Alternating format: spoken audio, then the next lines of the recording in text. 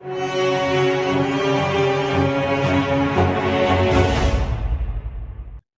શહેર બે માણસો એક જ કહાની પણ બે અલગ અલગ અંત.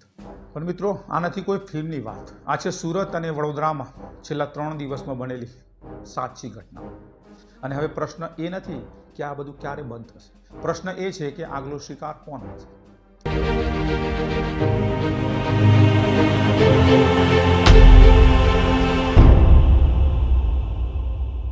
નમસ્કાર મિત્રો, તમારું સ્વાગત છે ધ ટ્રેન્ડિંગ ટોકના ગુજરાતી પ્લેલિસ્ટ ટ્રેન્ડિંગ ગુજરાતમાં.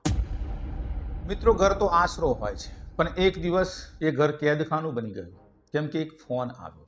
જેમ અંધકાર બહારને ઊભો ના હોય, કોઈ બહાર નહોતું, કોઈ પોલીસ પણ નહોતી, તોય માણસ કેદ હતો ડરના રૂમમાં, મોબાઈલ સ્ક્રીનના સાગરમાં ડૂબેલો.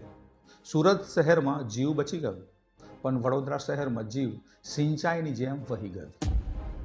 આ છે ડિજિટલ એરેસ્ટ, જ્યાં સાંકળો દેખાતી નથી પણ આત્મા બંધાઈ જાય છે. એક ફોન, એક વિડીયો કોલ અને તમારું પોતાનું ઘર બની જાય છે તમારી જેલ. તમે કોઈને બોલાવી શકતા નથી, કોઈને ફોન કરી પણ શકતા નથી અને બહાર નીકળી પણ શકતા નથી. આ છે ડિજિટલ એરેસ્ટ અને આ 2 વાર બન્યું છે છેલ્લા 2 દિવસમાં. એકવાર સુરતમાં, એકવાર વડોદરામાં. એકવાર જિંદગી બચી ગઈ અને એકવાર જિંદગી દુર્ભાગ્યવશ નહીં.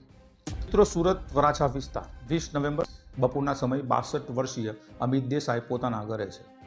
સુરત મહાનગરપાલિકામાંથી નિવૃત્ત થયેલા, આખી જિંદગી ઈમાનદારીથી કામ કર્યું, મહેનતથી પૈસા બચાવ્યા, મ્યુચ્યુઅલ ફંડમાં 46 લાખ રૂપિયાનું રોકાણ કર્યું. તેમનો ફોન વાગે છે અચાનક અને સામેથી અવાજ આવે છે, હેલો, હું મુંબઈ ક્રાઇમ બ્રાન્ચનો અધિકારી બોલું છું. અમિતભાઈ ચોંકી જાય છે. Mumbai crime branch? મને શું કામ છે? સામેનો અવાજ ઠંડો અને ગંભીર છે. તમારા નામે 5 કરોડ રૂપિયાની મની લોન્ડરિંગ થઈ છે. તમારા મ્યુચ્યુઅલ ફંડના 46 લાખ રૂપિયા પણ શંકાસ્પદ છે અને તમારી તપાસ શરૂ થઈ રહી છે. અમિતભાઈને લાગે છે કે કોઈ ભૂલ થઈ હશે અને કહે છે કે સર, મેં તો કંઈ કર્યું જ નથી. અને સામેથી અવાજ આવે છે કે વિડીયો કોલ પર આવો હમણાં જ. અને શરૂ થાય છે એક અદ્રશ્ય જેલ. વિડીયો કોલ પર સામે એક માણસ દેખાય છે, પોલીસ યુનિફોર્મ પહેરેલો, પાછળ સરકારી ઓફિસ જેવું દેખાય છે અને તે અમિતભાઈને દસ્તાવેજો બતાવે છે. કોર્ટના આદેશ જેવા લાગે છે, પોલીસ રિપોર્ટ જેવા લાગે છે અને બધું એટલું સાચું લાગે છે કે શંકા થતી જ નથી. પછી સામેનો માણસ કહે છે કે તમારી સુનાવણી શરૂ થાય છે. હવે તમે ડિજિટલ એરેસ્ટમાં છો. અને આ પછી સ્ક્રીન પર કંઈક દેખાય છે જે અમિતભાઈનું હૃદય થંભાઈ દે છે. એક કોર્ટરૂમ, એક જજ, આ બધું જ લાઈવ, બધું જ વાસ્તવિક જેવું. નકલી જજ બોલે છે, આરોપી અમિત દેસાઈને 7 વર્ષની સજા ફરવામાં આવે છે. અમિતભાઈ ધ્રુજી જાય છે. તેમને સમજાતું નથી કે શું થઈ રહ્યું છે, પરંતુ ડર લાગે છે અને એ પણ ઘણો જ. સામેનો અધિકારી કહે છે કે તમે હવે કોઈ પણને ફોન કરી શકશો નહીં, ઘરની બહાર નીકળી પણ શકશો નહીં. અમે તમને સતત મોનિટર કરી રહ્યા છીએ. તમારા મ્યુચ્યુઅલ ફંડની સંપૂર્ણ માહિતી આપો, બેંક એકાઉન્ટની ડિટેલ આપો. જો તમે કોઈને જણાવ્યું તો તાત્કાલિક તમારી ધરપકડ થશે. અને અહીં અમિતભાઈ પોતાના જ ઘરમાં કેદ થઈ જાય છે. તેમની આંખો સ્ક્રીન પર લાગી રહે છે. કલાકો વીતતા જાય છે. તેઓ શૌચાલયમાં જાય છે ત્યારે પણ ફોન સાથે જ લઈ જવો પડે છે, કારણ કે સામેનો માણસ કહે છે કે કોલ કાપશો તો તમારી ધરપકડ તુરંત થશે. 72 કલાક 3 દિવસ અમિતભાઈ પોતાના જ ઘરમાં એક અદ્રશ્ય જેલમાં કેદ છે. પરંતુ આ વખતે કંઈક અલગ બને છે. સુરત પોલીસની સાયબર સેલને કોઈ રીતે જાણ થઈ જાય છે. તેઓ તાત્કાલિક એક્શન લે છે. સમય સાથે દોડ શરૂ થઈ જાય છે. 46 લાખ રૂપિયા અને એક વૃદ્ધની આખી જિંદગીની કમાણી તે બચાવવાની છે. પોલીસ ટીમ ઝડપથી અમિતભાઈના ઘરે પહોંચે છે. દરવાજો ખખડાવે છે અને જ્યારે તેઓ અંદર જાય છે ત્યારે અમિતભાઈ હજી વિડીયો કોલ પર છે, આંખો નાખીને બેઠા છે સ્ક્રીન પર. સ્ક્રીન પર હજી નકલી અધિકારી સામે સતત બોલી રહ્યો છે. પોલીસ સ્ક્રીન જુએ છે, સમજી જાય છે અને તાત્કાલિક એક્શન લે છે. સામેનો નકલી અધિકારી પોલીસ જોઈને ગભરાઈ જાય છે અને કોલ કાપી નાખે છે. પણ મિત્રો, અમિતભાઈ બચી ગયા અને સૌથી મહત્વનું, તેમના 46 લાખ રૂપિયા પણ બચી ગયા, કારણ કે પોલીસ સમયસર પહોંચી ગઈ. હજી અમિતભાઈએ પૈસા ટ્રાન્સફર કર્યા જ નહોતા.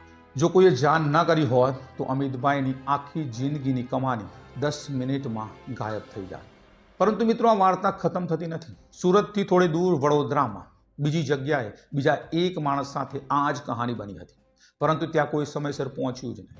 વડોદરા જિલ્લો, કાયાવરોહન ગામ, કાકારામનું ફળિયું અહીં રહેતા હતા 65 વર્ષીય અતુલભાઈ હીરાભાઈ પટેલ, ખેડૂત, સાદા, સજ્જન અને પોતાની જમીનને પ્રેમ કરનારા. થોડા દિવસ પહેલાં એમના પર પણ ફોન વાગ્યો અને સામેથી કહેવાયું કે આ દિલ્હી એટીએસ છે અને તમારા બેંક એકાઉન્ટમાં 40 કરોડનો ફ્રોડ થયો છે. તમારી સામે તપાસ ચાલી રહી છે. અતુલભાઈ ચોંકી ગયા. 40 કરોડ? તેમના એકાઉન્ટમાં તો આટલા પૈસા ક્યારેય આવ્યા જ નથી અને જોયા પણ નથી સાથે. પણ ડર લાગ્યો. સામેનો અવાજ કહે કે તમે હવે ડિજિટલ એરેસ્ટમાં રાખવામાં આવ્યા છે. દર 5 મિનિટે અમે તમને કોલ કરીશું. તમારા ઘરમાં જ તમારે રહેવું પડશે. અને શરૂ થયું તેમનું દુઃસ્વપ્ન. દર 5 મિનિટે ફોન વાગતો. તમે કેમ છો? ક્યાં છો? શું કરી રહ્યા છો? કોઈને ફોન તો નથી કર્યો ને અને કોઈને જણાવ્યું તો નથી ને. અને એક દિવસ 24 કલાક અતુલભાઈ ધ્રુજતા રહ્યા, ડરતા રહ્યા. તેમને સમજાતું નહોતું કે શું કરવું. તેઓ ભણેલા પણ નહોતા, સ્માર્ટફોન પણ બરાબર ચલાવતા પણ નહોતું આવડતું, પરંતુ ડર તો સમજતા હતા, અનુભવતા હતા. અને એ ડરમાં, એ તણાવમાં, એ દબાણમાં અતુલભાઈએ એક નિર્ણય લીધો. એ છેલ્લો નિર્ણય એમની જિંદગીનો. તેમને ઝેરી દવા પીને જીવન ટૂંકાવી લીધું. પણ મિત્રો, પરિવારજનોએ જ્યારે ખબર પડી ત્યારે મોડું થઈ ગયું. તેમના હાથમાં હજી પણ ફોન હતું, સ્ક્રીન પર અજાણ્યો નંબર પણ હતો. પરિવારજનોએ તે નંબર પર ફોન કર્યો. સામેથી એક માણસ જવાબ આપ્યો, અમે દિલ્હીથી એટીએસથી બોલીએ છીએ. નામ હતું ગૌરવ ગ્રોવર. તેને આઈ કાર્ડ પણ મોકલ્યું, પરંતુ એ બધું જ નકલી હતું. એ ઠગ હતો, મહા ઠગ હતો. અને અતુલભાઈ હવે આપણી વચ્ચે ન હતા. કાયાવરણમાં શોકનો માહોલ છવાયો. એક ખેડૂત જેમને આખી જિંદગી પોતાની જમીનમાં મહેનત કરી, પોતાની જ જમીન પર પોતાના જ ઘરમાં એક દિવસ અદ્રશ્ય જેલમાં બંધ થઈને ચાલ્યા ગયા. ત્યાં કોઈ પોલીસ સમયસર ન આવી, કોઈએ જાણ પણ નહોતી કરી અને એક જિંદગી ગઈ. 2 શહેર, 2 માણસો, એક જ કહાની, પણ 2 અલગ અલગ અંત. સુરતમાં અમિત દેસાઈ બચી ગયા કારણ કે સમય હતો, કારણ કે પોલીસ પહોંચી ગઈ હતી, કારણ કે કોઈને જાણ કરી હતી. અને વડોદરામાં અતુલભાઈ પટેલ બચી ન શક્યા કારણ કે સમય નહોતો, કારણ કે કોઈ પહોંચ્યું નહીં, કારણ કે તેઓ કોઈને જણાવી પણ ન શક્યા. અને આ બંને કેસમાં એક વસ્તુ સમાન હતી. બંનેને કહેવામાં આવ્યું હતું કે ડિજિટલ એરેસ્ટમાં છો. બંનેને કહેવામાં આવ્યું હતું કે કોઈને જણાવી શકો નહીં. બંનેને કહેવામાં આવ્યું હતું કે અમે તમને મોનિટરિંગ કરી રહ્યા છીએ. અને બંને માની ગયા કારણ કે આ જે દેખાતું હતું તે એટલું સાચું લાગતું હતું. પોલીસ યુનિફોર્મ, સરકારી ઓફિસ, કોર્ટની કાર્યવાહી, બધું એટલું વાસ્તવિક હતું કે શંકા પણ ના જાય. પરંતુ એ બધું નકલી હતું, એક શો હતો, એક નાટક હતું. અને એ નાટકના કલાકારો છે ઠગો, જેઓ હજારો કિલોમીટર દૂર કંબોડિયાના જંગલોમાં યા તો મ્યાનમારમાં બેઠા છે અને તેઓ ભારતના ભોળા લોકોને શિકાર બનાવી રહ્યા છે. પણ મિત્રો, આ નથી કોઈ ફિલ્મની વાત. આ છે સુરત અને વડોદરામાં છેલ્લા 3 દિવસમાં બનેલી સાચી ઘટનાઓ. અમિત દેસાઈ આજે જીવિત છે, તેમના પૈસા બચી ગયા છે, પરંતુ અતુલભાઈ પટેલ આપણી વચ્ચે નથી. અને હવે પ્રશ્ન એ નથી કે આ બધું ક્યારે બંધ થશે. પ્રશ્ન એ છે કે આગલો શિકાર કોણ હશે. મિત્રો, આ વિડીયો જોયા પછી તમારે 3 કામ કરવાના છે. પહેલું, તમારા પરિવારને જણાવો. આ વિડીયો તમારા માતા પિતાને બતાવો, તમારા દાદા દાદીને બતાવો, તમારા કાકા કાકીને બતાવો. કારણ કે આ ઠગાઈનો સૌથી વધુ શિકાર બને છે વૃદ્ધો, જેઓ ટેકનોલોજી ઓછી સમજે છે, જેઓ સરળતાથી ડરી જાય છે. બીજું મિત્રો, યાદ રાખો 5 ગોલ્ડન રૂલ્સ. નંબર 1, કોઈ ડિજિટલ એરેસ્ટ નામની વસ્તુ અસ્તિત્વમાં જ નથી. ભારતના કોઈ પણ કાયદામાં આ શબ્દ નથી. સીબીઆઈ, પોલીસ, કોર્ટ કોઈ તમને વિડીયો કોલ પર એરેસ્ટ નહીં કરે. નંબર 2, જો કોઈ પોલીસ અધિકારી કહે છે કે કોઈને જણાવશો નહીં, તો સમજી જાઓ કે તે નકલી છે. વાસ્તવિક પોલીસ ક્યારેય કહેશે નહીં કે તમે કોઈને જણાવી શકતા નથી. નંબર 3, કોઈ સરકારી અધિકારી તમને ફોન પર પૈસા માગશે નહીં. કોઈ વેરિફિકેશન માટે પૈસા ટ્રાન્સફર કરવા નહીં કહે. કોઈ બેંક ડિટેલ્સ પણ નહીં માગે. નંબર 4, જો આવો કોલ આવે તો તાત્કાલિક કોલ કાપી દો.